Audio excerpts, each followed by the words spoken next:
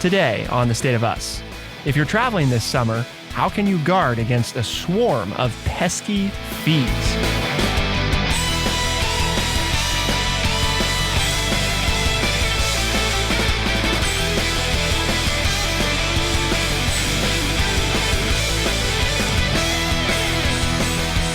If you're traveling this summer, the personal journal section of the Wall Street Journal warns us to keep a lookout for odd and often avoidable charges from hotels, airlines, and car rental agencies. That's right. In today's age, as travel is returning, there's all sorts of new and sometimes sneaky fees to keep an eye out for. You sneaky fees. Sneaky fees. If you're going to be staying at a hotel, if you're going to be renting a car, if you're going to be eating at a restaurant, if you're going to be flying on a plane, well, you better keep an eye out because they're coming for you. Those sneaky, sneaky fees. Or you just use some deep woods off and just stay off of all those things. And then the mosquitoes and the fees won't get you. Welcome to The State of Us. I'm your host, Justin T. Weller, joined today by the one and only, our friendly redneck liberal and the senior resident historian here at True Chat, Mr. Lance Jackson. Hey, everybody's got to make their money somehow, right? That's right. So you buy that airline ticket, better make sure it gives you a seat. They may just want you to stand up. Yeah. Yeah. Well, and where will your seat be? Exactly, right? It could be in the cargo hold if you're not careful. Might be, and then you'd have to pay a baggage fee. Oh, do you want to take luggage? Luggage fee, right? Yes. You want to print your boarding pass? Say what? Didn't everybody just put it on their phone? Well, not everybody.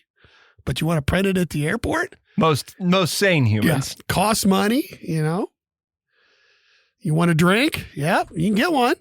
Costs money. $30 a piece, whatever. I'm hyperbolizing, but hey, they got to make their money somehow. So if they're going to give you that, not even a low fare anymore. Yeah. I mean, fare prices are up. So, you want to travel?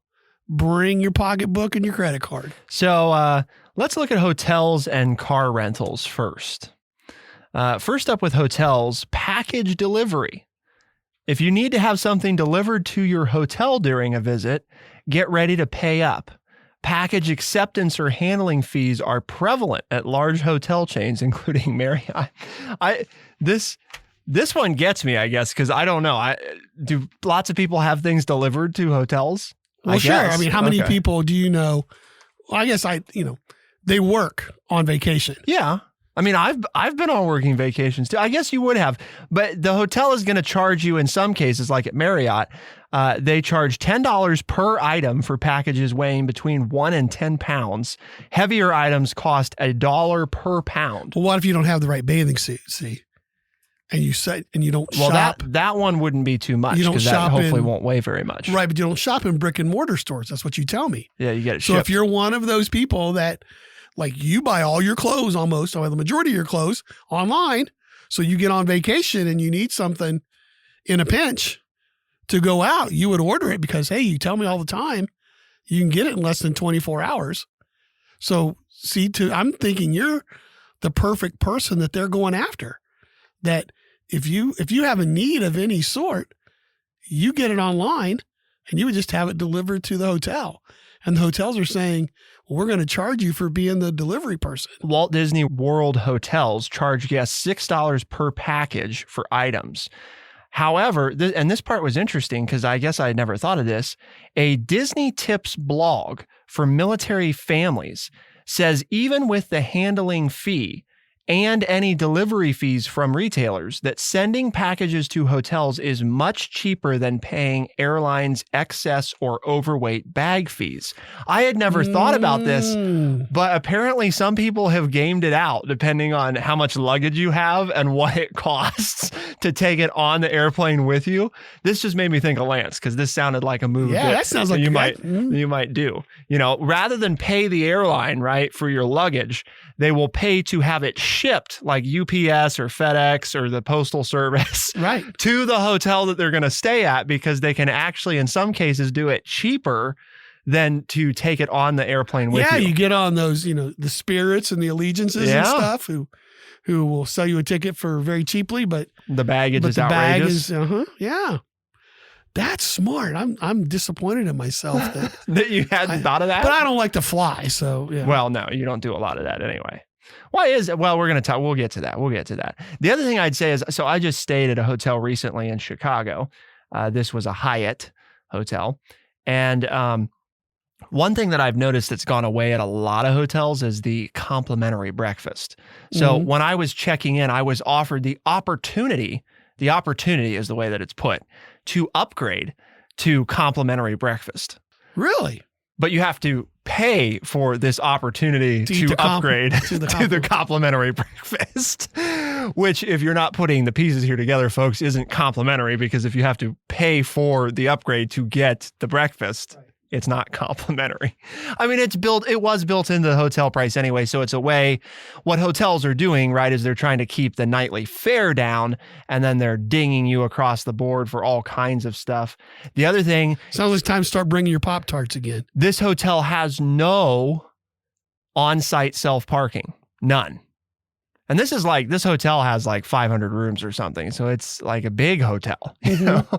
The only option, unless you want to go find parking on your own, is to valet park.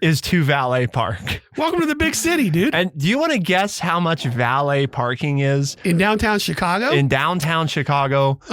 For one night at the hotel? Well, let's see. 5 years ago, I paid $25 a night in Pittsburgh.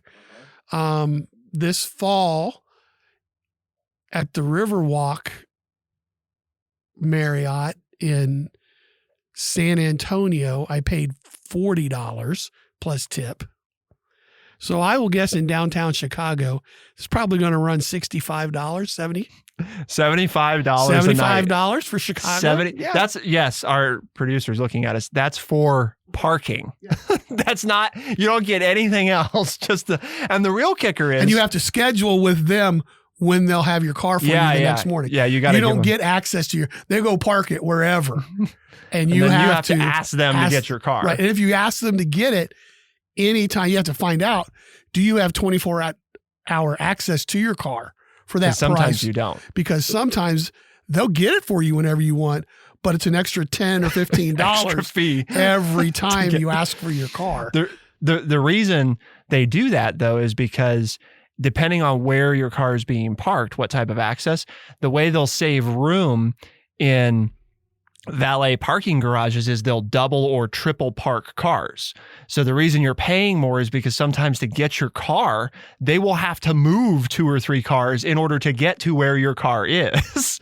So that's why they charge you more. In our case, it was $75 unlimited in and out privilege for hotel guests, so you got the perk because you're a hotel guest. Because you're paying $250, $300 a night to go to sleep. Right, yeah. With no breakfast. Yeah. Well, no, you upgrade for the breakfast. Yeah. That $20 waffle. That's right. Well, no, the upgrade for the breakfast, this exclusive upgrade you get is $70 a night. Are you kidding me? Oh, no, I'm not kidding you. But it's not, in fairness. Do they make your own omelet for you? Oh, no. It's a buffet. Say what? For $70? For $70. Up to 4 people. So it's not per person. It's still $20. Breakfast is the cheapest meal to eat out. I know.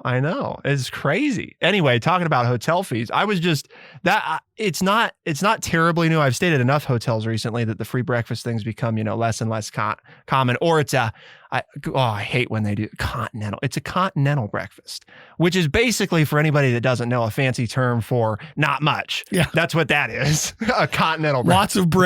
Lots of breads. Lots of breads, some prepackaged cereal. And if you're lucky, some egg substitute, maybe. That's what qualifies for a continental breakfast. Well, and the fees are up. Yes. We stayed for 3 or 4 days in April, down south, and we paid what I would have considered 20% more for the same hotel, same style. I mean, the nicety of it. Yeah. Than we would just the have nightly fee is pre-pandemic. Much higher. Now the one thing it did have the free breakfast though. Oh, well, it did that's have the where free the breakfast. Cost increase. That's what I'm saying. But we got no extra towels. I mean, if you wanted an extra towel or a washcloth, a charge for that. You didn't. It wasn't a charge, but you had to go downstairs and get it. Oh, they don't bring it up. They don't bring it up to you. Yeah. We don't have anybody to do that. I'm surprised they haven't done that yet. Well, they did actually at this hotel. I thought about you when I saw it. They had self-check-in kiosks. Yeah. Nobody wants to work. I was like, yep, Lance would hate this, but I did not use it. There was somebody, there were 3 humans at the desk, and I was able to get a human. But they were very keen on trying to sell me. They put me in, you know what room they put me in? 613. Oh. The wife came back with the key. They heard you were coming. The wife came back with the key and she goes, look at our room number. And I'm like, you did ask him to change it. Well, no, why? It ends in 13. We can't stay there. Can't stay there. I said, okay, we're here for 3 days. Anything bad happens. You know why? Did anything bad happen? Huh? Did anything bad happen? I spent a lot of money. I think you would have done that either way. Because you weren't on this trip alone, right? No, it was my wife's birthday gift. Oh, okay. Well, see.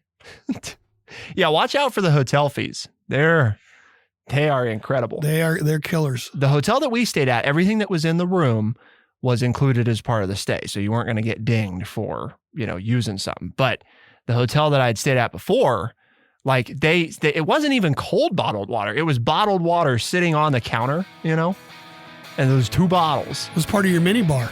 Yeah, well, there was $5 a piece. Yeah. Yep. It was apparently because it came on the bill. Mm-hmm. It was like, what do you mean the water, the bottled water that's not chilled? And there isn't even a fridge in the room and I got charged for this? I've seen that. Okay. Anyway, car rentals. We got to talk about those. But we will do that in just a moment. Keep it here on The State of Us. We'll be right back.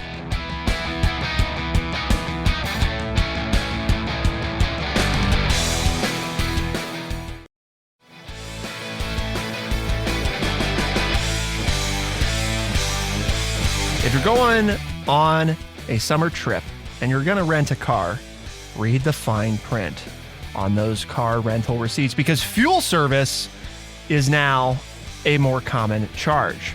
Some travelers who filled up the tank, right, and returned the vehicle found a charge for $16 for fuel service on your bill.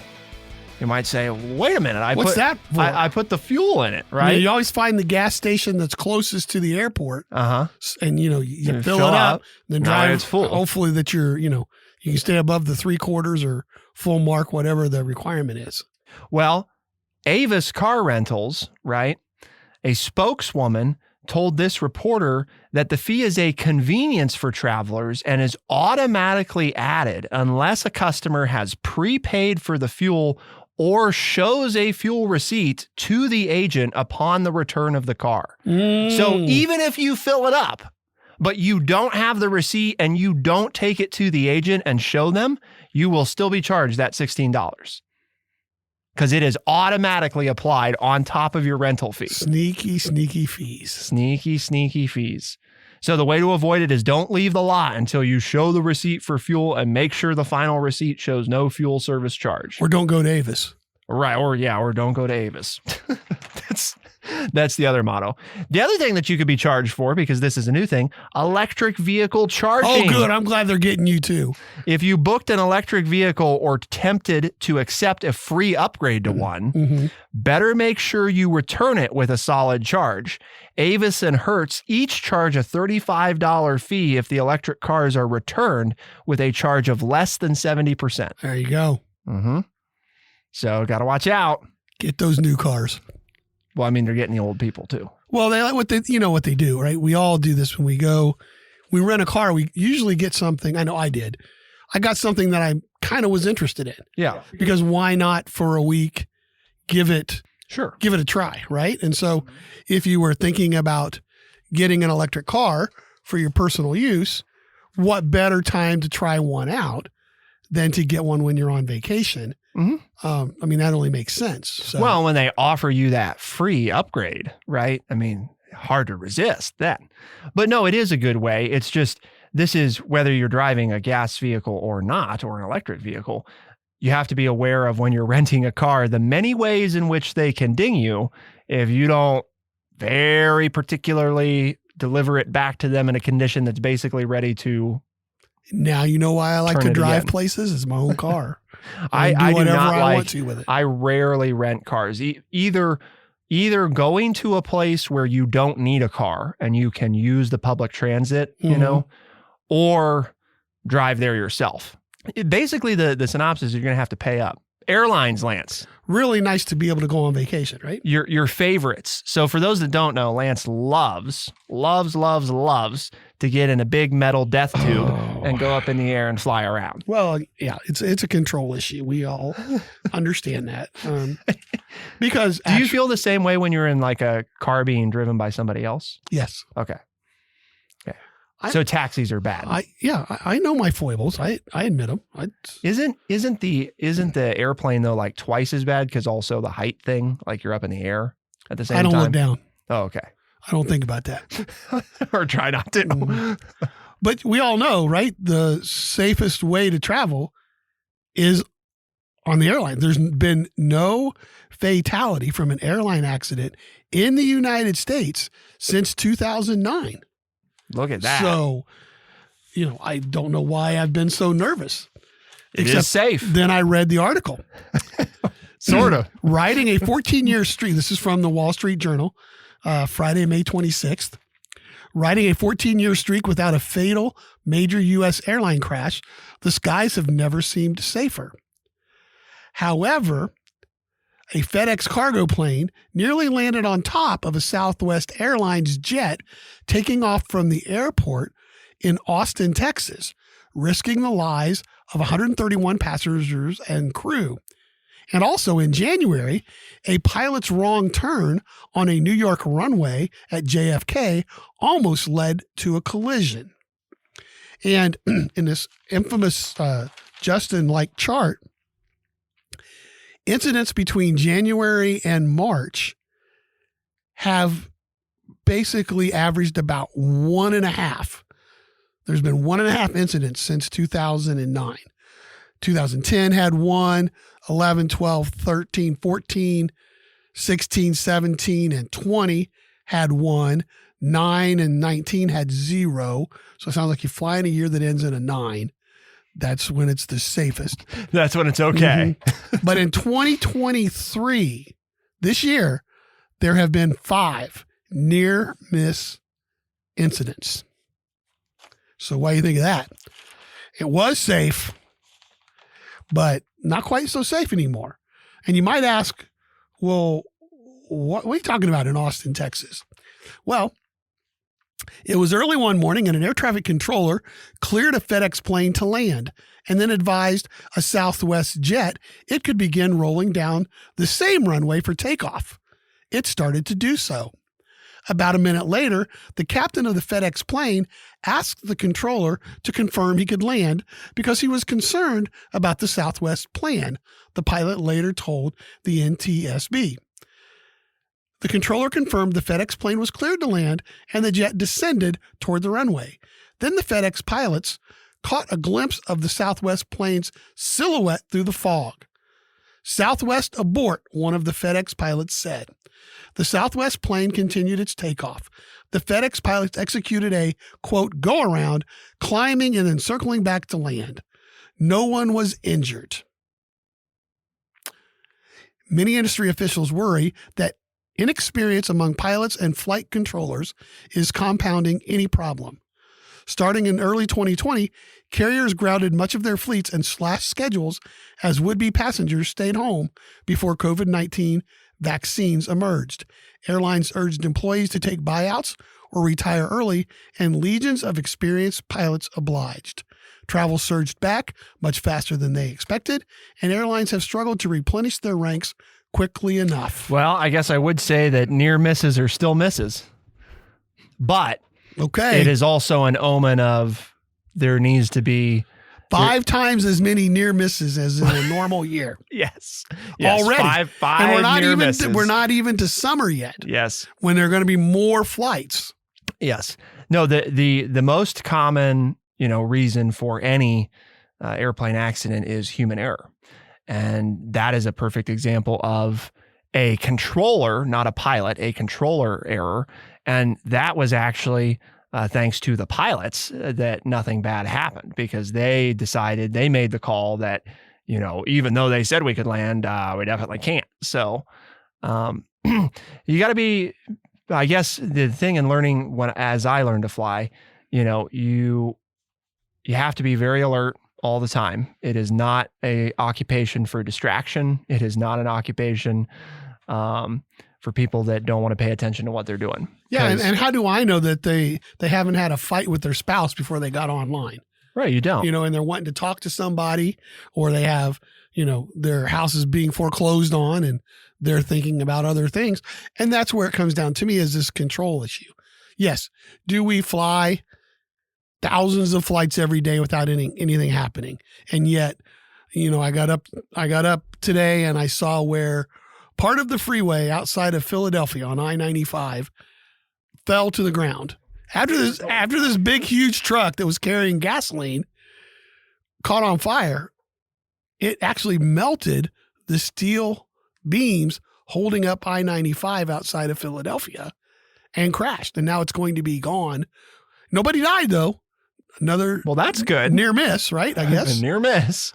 There were no fatalities, as there was no one underneath the freeway when it fell, but now it's going to be closed for months as they try to repair it. So even though it would be safer, I will once again be driving cross country this fall to vacation. So rather than flying, because I don't want to rent a car either. No. Don't want to do that. So what should you be on the lookout for other than near misses? Because, as a passenger, there's not a lot you can do about that. Like, it's going to happen or it's not. Hopefully the industry gets its act together. Well, here's the other reason I don't like to fly. The fees. Because they stab you to death with fees. The fees. Changing basic economy tickets. If you're trying to save money on airfare in the face of steep vacation costs, beware of the fine print on those major airline basic economy tickets. Airlines eliminated lots of change fees on most tickets during the pandemic, but they're coming back. And that is, like, for example, if you're traveling with JetBlue, they charge $100 to $200 to change a basic economy ticket. United charges $99 to $199 per ticket. And beginning with tickets purchased in mid-July, Alaska Airlines will subtract half the value of a basic economy ticket if you want to rebook, as long as you make the change or cancel the ticket at least 14 days before departure. That's a big improvement over its current policy. Today, those tickets are useless if they're not used. Now, this is important to remember because the Transportation Department has a rule dictating refunds within 24 hours of purchase, regardless of ticket type, except for last-minute purchases. See, but I'm going to intersperse something here. It makes me mad with these people who buy their tickets 6 months in advance or however long, and then they'll change it on a whim because something changed in their lives because they want to lock in the lower fee or whatever. That stops those of us who really are planning a vacation based on when we know we're going to get vacation. Because then I go on and I know that I'm going to fly on Wednesday the 12th and come home on, Thursday the 21st.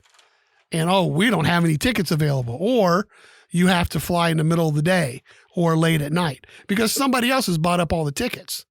Well, then they don't even use them. Right? It's like the one time I got put on the wait list at the airport and I got all bent out of shape. And the hostess said, well, you're going to get on. And I'm like, what do you mean I'm going to get on? I bought a ticket. I better get on.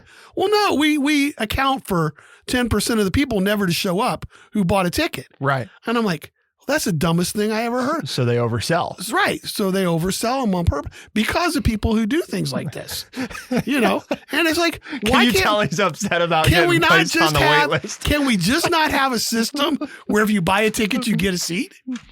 Yeah. Well, we can, but then but people overbuy and airlines figured out that on average, this is the percent. So we can safely oversell this many tickets because,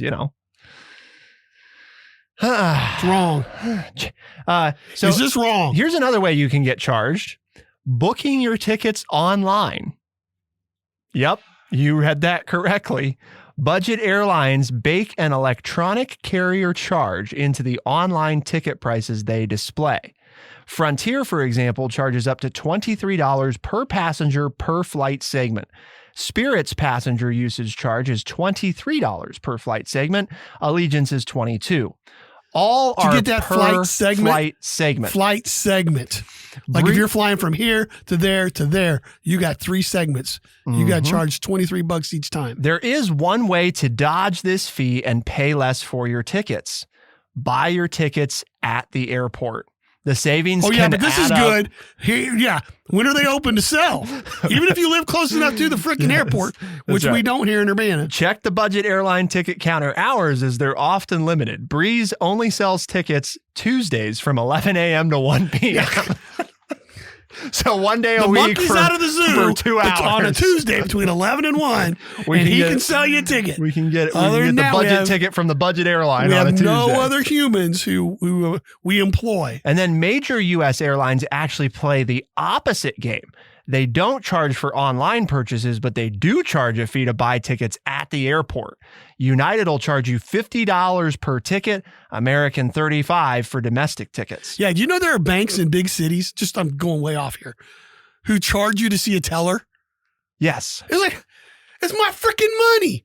And you're going to make me Well, they have an automated teller for you to use, Lance. Just like to get to my money. You have to use the automated cashier at As McDonald's. you can tell, I don't bank in any of those people. I read that. It's like, you're not getting a dime of my money. No way. You're going to pay me to see a person to get me my money that I put in your establishment. So if automatic tellers are the only ones left at your financial institution, I'm moving before you die. What if there are none that offer people? Hopefully I'm dead by then. For somebody that doesn't like people, you would think you would embrace the no need to interact with a human. But these are people I know. Oh, okay. Like I get to have a relationship with them, you know? They say, I get a little freaky when there's a new teller. It's like, wait a minute, where's Joanne that's been here 50 years? Well, she died last week. No, get her here. I got to talk to Joanne. She's done all my transactions, you know. And then instead they've got this young 22-year-old up there. Hi. Oh, I'm like, oh God, don't do that to me. Where's my old lady who's going to take care of my money? We got one more airline thing to talk about, and this one may truly be the most surprising. Don't be looking at me. That's real stuff. Yeah. I have the choice of 3 tellers. I go to the one that I think I know because I see them twice a month in the bank. I don't go to the new one. If you thought it would be... I stumped you on that one, didn't I? If you thought it'd be crazy... To get my cash. To have to pay to get your cash, wouldn't it also be crazy if you had to pay to check in online for your flight? That might sound crazy. Keep it here on The State of Us, and we'll be right back.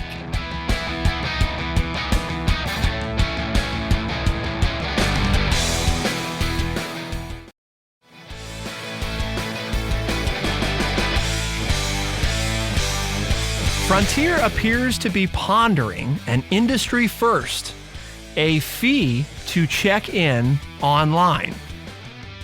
The airline's website lists a fee of up to $5 per person each way for those who check in on its website. Yes, website. Passengers may check in using the mobile app to avoid this fee and save time and money. How are you saving money if you're paying? They're going to charge you more in person? Well, yeah. You have to pay even more in person. But the way that you save, the way that you pay no fee is if you use their app. But if you check in on their website, you have to pay a fee. There's going to be a surcharge one of these days for me paying in cash, isn't it? Yes. I'm going to go to the restaurant. Well, there are already places that do that. No, they just deny you. They don't even take it. Yeah. There are some places that. No, right now I eat dinner at the places who give you the 4% discount because you don't use the credit card.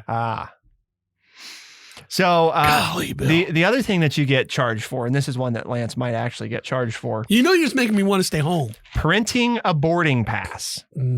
Budget airlines have the corner on this one. I know how to print those at home. Yeah. Is that how you do it? Yep. Don't print them at the airport. You can get charged up to $25 a person if you have an agent print the boarding pass. $5, $3 to $5 if you do it yourself at the airport. So that kiosk that's sitting there, and you have to do it yourself. Well, you still have to pay. You have to pay for it. You just pay less, but you pay $25. Yeah, because if the we don't agent want to does have. it. They're a service-oriented business. We don't want to have actually talk to humans. No. Too expensive to talk to humans. Do humans still fly the airplanes? I don't know. Do they tell? They don't let us look in. I was going to say, have you been in the I cockpit don't when the know. airplane's flying? They shut the door. People are not flying most of the time. I will tell you that. Most airlines, most of the time, the majority of your flight is not flown by a human. Although what they would tell you is that it's being supervised by a Another human. reason to drive. Okay. Well, pretty soon. That won't be mostly human either. I won't be here. I won't have to worry about this. You keep saying that. It could be like a show. We could trace over time. Will technology beat Lance to his grave or not? Make well, enough of these uncomfortable things happen. The chicken and the egg, which came first, Lance's death or the rise of technology? Well, they're going to kill me. That's right. That's the point, is that they're going to do away with me because I'm going to get so upset railing against the machine here. So it's unreal. Touristy restaurants. Okay, touristy. Ooh, gotta stay away from those. Those are just high priced just by what you just said. You want to make your drink cold, Lance? Make the drink cold. The fee frenzy is even coming for those vacation cocktails. One visitor to a Las Vegas hotel posted a receipt for 2 drinks from the bar with a charge for craft ice. The fee was $3.50. Ooh, crafty ice. Craft ice. What is craft ice? I've got a dictionary. The craft ice is not in it. Craft ice. Oh, yeah, what is craft ice? Well, it's fancy ice. What's fancy ice? It might be a ball, for example, instead of cubed. Well, just give me the good crushed ice. Oh, well, there's a crushing fee. That's the best ice ever. You have to pay for the crushing. Why pay for crushed ice? Crushed ice is good. Yeah? Yeah. Oh, yeah. Those fast food restaurants that have crushed ice in their drinks, it's the only time I get ice. Is the crushed ice. Yeah, because otherwise you can eat otherwise the crushed ice. Because the drink's already cold. Yeah. Yeah, it's like the restaurant we ate at Saturday night. Poor guy kept bringing me drinks. And I'm like, dude, quit putting so much ice in it and you won't have to come back so many times. Yeah, if the glass isn't full of ice before you put the drink in, I'll have enough drink and then you won't have to refill it so much. Trying to help him out. Trying to rip off the restaurant. Huh? See, they're counting on putting that ice in there to fill it up. Then they can charge you for the ice and the drink. And every refill. I would find somewhere else to go eat. That's all I got to do. Yep. When I see an maybe ice, you can go to McDonald's and have the automated kiosk take care of you. Won't happen. Yeah. I will leave. Now they're going to start charging a fee to use the kiosk. Pretty soon. But you could use your phone and avoid the fee. So what do we do about all this? I don't even have, the last 3 times I've gone to a ball game, I have no ticket stub. Well, sure. Because e-ticket, right? Yes. How do you have memorabilia that you attended the game? You don't have a ticket stub. Can't you take a photo? Of what? Of you at the game. How do you know it was me on that day? I don't have the ticket stub that says I attended. One of the neatest things I ever saw was a plaque where they had the ticket stub from every game where Barry Bonds hit a home run in the year that he hit 70 or 73 home runs. 73, I think it was. But it was a cool piece of memorabilia because every ticket was a different color, different style. Mm-hmm. You knew when he had hit the home runs. Not that I think, Barry Bonds cheated and all that kind of stuff. You could print out your e-ticket, right? No. It just goes straight. You can't print it out. That's the way you do it. Why not? When you get it, when you get StubHub and stuff, they don't let you do that. Well, don't they email it to you or something? No, they just put it on the app on your phone. They just put it on. They put it on the app. They put it on the app in the phone. And then you just walk up to the usher. Out. Nope. I've tried. Yep. You can't. And you just have to show the usher your phone. Why don't you just print from your phone? Huh? Because I don't even have that stuff. I have to have my daughter put it on her phone to even get me in the game. That's ridiculous. It sounds like it was an aggravating experience. It's stupid. And I don't know how it's any faster. But a lot of people don't seem to mind it. Because because they don't know any better. Right. They don't know what it was like when you had a ticket and you just walked through and handed the person less your ticket. Less waste. Less waste. Yep. Save the planet. Takes more time, but less waste. That's right. Well, it takes more time for some people. But if you already have one of these clever phones, then it's just there. That you pay $2,000 for. Well, that's a different fee. Hey, there's one that wasn't talked about. Oh, you have to have a phone. The fees. You have the fee for the phone to be able to get all the apps to do all the things they want you to do on your phone. But a phone's a given, isn't it, Lance? I mean, we have to have those. Yeah, don't we? we have to because we have to. There was no way to communicate before that. So, Lance, lots of fees. Is there anything we can do about it? Yeah, now go. Okay, is that what you're going to do? Just stay home. Just stay home and make them crush their bottom line and watch their stocks just drop. Sell the stock and all of these things. I don't know. I mean, seriously, we talk about that there's on the news, there's inflation, rising prices. People are getting gouged, or people are spending more and more and more. And then this is the way you're going to get treated when you decide to spend your money with somebody for enjoyment. Maybe the only people that can afford to get away are the ones that don't care how much it costs. And again, the divide between those that have and those that have not is widened even further. So why we have the show today? Because you wanted to see my blood pressure go up. Is that why? In fairness, I thought this was going to be an easy one, folks. But, we really got the friendly redneck liberal. Well, it was easy, wasn't it? I mean, it was easy. I had plenty to say. Didn't you have anything to say? You just read the stuff? True Chat has a mission, and our mission is to educate people by providing honest, open, and respectful conversations. I was honest. I wasn't real respectful today.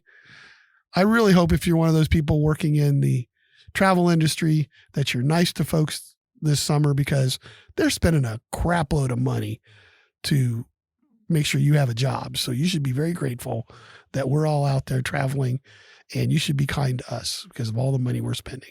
Sorry you're not getting paid enough. Take that up with your union rep and talk to your CEO. But if you like this show, tell your folks about it. Tell them to listen. Spotify, Overcast, Stitcher, Apple Podcast, and everywhere podcasts are found. The State of Us releases new episodes Tuesdays and Thursdays. But if you want them first thing in the mornings, there'll be a fee for that. Otherwise, you can wait until when they come out on the weekends. I'll fight that for you, folks. Friendly Redneck Liberal, make sure there are no fees. Those episodes which have no fee on Tuesdays and Thursdays, first thing in the morning. Those same episodes heard on the weekends, AM and FM radio stations across the United States and parts of Canada. For the State of Us, I'm Justin T. Weller. I'm Lance Jackson. No fee. No fee, Lance Jackson. Special thanks to senior producer Bradley Butch, and a new special thanks to associate recording producer Levi LaForge. Thank you all, our audience, for tuning in. We'll see you next time. Be the change.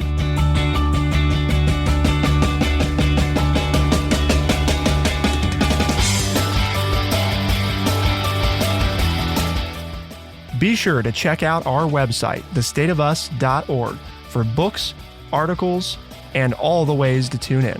thestateofus.org.